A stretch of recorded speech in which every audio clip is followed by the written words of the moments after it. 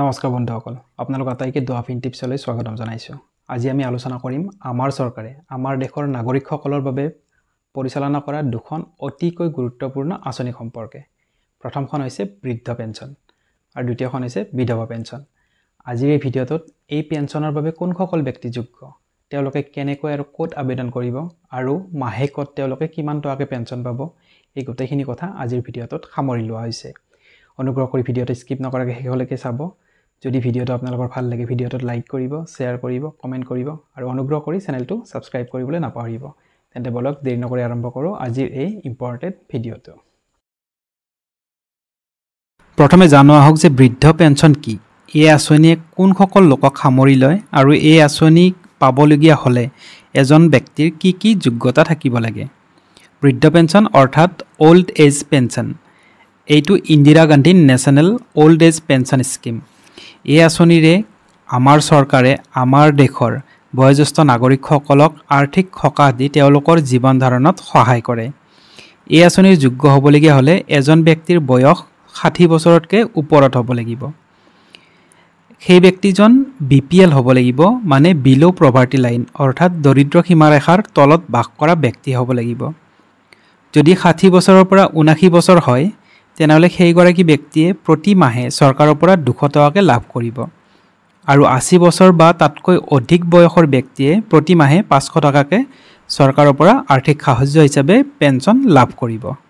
এতিয়া জানো আহক বৃদ্ধ পেঞ্চনৰ বাবে আপুনি ক'ত কেনেকৈ আবেদন কৰিব, কোনে আপোনাৰ আবেদন ভেৰিফাই কৰিব, কি কি কাগজ পাতি আপুনি দিব লাগিব আৰু টকা আপোনাৰ একাউণ্টত কেনেকৈ সোমাব। প্ৰথম, বৃদ্ধ পেঞ্চন আপুনি পাবলগীয়া হ'লে আপোনাৰ লোকেল গাঁও পঞ্চায়ত মানে স্থানীয় গাঁও পঞ্চায়ত, আপোনাৰ স্থানীয় VCDC বা ULBত আপুনি আবেদন কৰিব লাগিব। আবেদনৰ লগত আপুনি আধাৰ কাৰ্ড, আপোনাৰ বয়সৰ প্ৰমাণপত্ৰ, BPL কাৰ্ড, বেংকৰ পাছবুক, পাছপোৰ্ট সাইজৰ ফটো আপুনি জমা দিব লাগিব। এপ্লিকেশ্যন পঞ্চায়ত ছেক্ৰেটাৰী বা ব্লক ডেভেলপমেণ্ট অফিচাৰে ভেৰিফাই কৰিব আৰু এপ্ৰুভ হ'লে ডিৰেক্ট বেংক একাউণ্টত অৰ্থাৎ DBTৰ জৰিয়তে ডিৰেক্ট বেনিফিট ট্ৰান্সফাৰৰ মাধ্যমেৰে আপোনাৰ একাউণ্টত চৰকাৰে পেঞ্চনৰ টকা সোমোৱাই দিব আৰু আপুনি এই পেঞ্চনৰ সুবিধা লাভ কৰিব। এতিয়া জানো আহক বিধৱা পেঞ্চন আঁচনি সম্পৰ্কে। বিধৱা পেঞ্চন হৈছে Indira Gandhi national widow pension scheme. এই আঁচনিৰ জৰিয়তে আমাৰ চৰকাৰে আমাৰ দেশৰ বিধৱা মহিলাসকলক আৰ্থিক সকাহ দি তেওঁলোকৰ জীৱন ধাৰণত সহায় কৰে। এই আঁচনিৰ যোগ্য হ'বলগীয়া হ'লে সেইগৰাকী মহিলাৰ বয়স 40 বছৰ হ'ব লাগিব। তেওঁ বিধৱা হ'ব লাগিব, তেওঁ দৰিদ্ৰ সীমাৰেখাৰ তলত বাস কৰিব লাগিব। যদি এইখিনি যোগ্যতা থাকে তেনেহ'লে তেওঁক চৰকাৰে প্ৰতি মাহে 300 টকাকৈ পেঞ্চন আগবঢ়াব। এতিয়া আপুনি কেনেকৈ এপ্লাই কৰিব। বিধৱা পেঞ্চনৰ বাবে আবেদন কৰাৰ বাবে application form local panchayat office, block অফিচৰ পৰা আপুনি ল'ব পাৰিব। লগত আপুনি ডকুমেণ্ট দিব লাগিব, আপোনাৰ হাজবেণ্ডৰ ডেথ চাৰ্টিফিকেট, আধাৰ কাৰ্ড, বেংক পাছবুক, ফটো আৰু BPL কাৰ্ড। যেতিয়া এই গোটেইখিনি কাগজ পাতি আপোনাৰ ভেৰিফাই হৈ যাব তেতিয়া বেংক একাউণ্টত DBT ছিষ্টেম মানে ডিৰেক্ট বেনিফিট ছিষ্টেমত আপোনাৰ একাউণ্টত পেঞ্চনৰ টকা জমা কৰা হ'ব। বৃদ্ধ পেঞ্চন বা বিধৱা পেঞ্চন লাভ কৰিবৰ বাবে আপুনি ক'ত ক'ত যোগাযোগ কৰিব পাৰিব।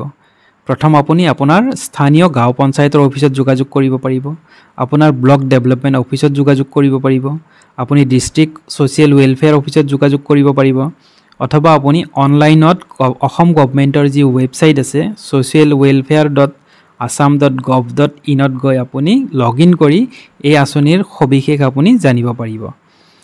এতিয়া আপুনি বেনিফিচিয়াৰী লিষ্ট কেনেকৈ চাব পাৰিব। অফিচিয়েল ৱেবছাইটত গ'লে আপুনি পেঞ্চন বেনিফিচিয়াৰী লিষ্ট আপুনি অনলাইনত চাব পাৰিব। ইয়াৰ উপৰিও পঞ্চায়ত অফিচতো এই লিষ্ট আঁৰি ৰখা হয়। এই সকলোবিলাক তথ্য government of Assam NSAP scheme আৰু আছাম ছ'চিয়েল ৱেলফেয়াৰ ডিপাৰ্টমেণ্টৰ অফিচিয়েল নটিফিকেশ্যনৰ ৱেবছাইটৰ পৰা লোৱা হৈছে। বন্ধুসকল, আজিৰ এই ভিডিঅ'টোৰ জৰিয়তে আমি গম পালোঁ যে এই দুয়োখন আঁচনি বৃদ্ধ পেঞ্চন আৰু বিধৱা পেঞ্চন আঁচনিৰ জৰিয়তে আমাৰ চৰকাৰে যোগ্য ব্যক্তিসকলক প্ৰতি মাহে আৰ্থিক সাহায্য প্ৰদান কৰে। যদি আপোনাৰ দৃষ্টিত তেনেকুৱা কোনো যোগ্য ব্যক্তি আছে তেনেহ'লে আপুনি অনুগ্ৰহ কৰি আজি এপ্লাই কৰক আৰু এই আঁচনিৰ সুবিধা সেই যোগ্য ব্যক্তিসকলক প্ৰদান কৰক। যদি ভিডিঅ'টো ভাল লাগিছে তেনেহ'লে ভিডিঅ'টোত লাইক, শ্বেয়াৰ আৰু কমেণ্ট কৰিব আৰু অনুগ্ৰহ কৰি আমাৰ চেনেলটো ছাবস্ক্ৰাইব কৰিবলৈ নাপাহৰিব। লগ পাম পৰৱৰ্তী ভিডিঅ'ত, তেতিয়ালৈকে আপোনালোক আটাইকে বিদায়।